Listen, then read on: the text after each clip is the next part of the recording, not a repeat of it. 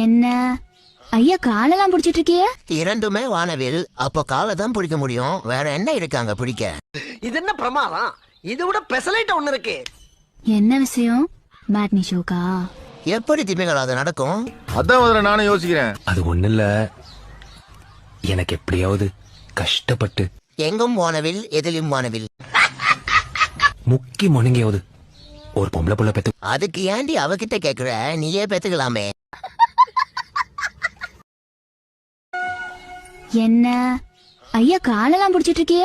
இரண்டுமே வானவில். அப்போ காலை தான் பிடிக்க முடியும். வேற என்ன இருக்காங்க பிடிக்க?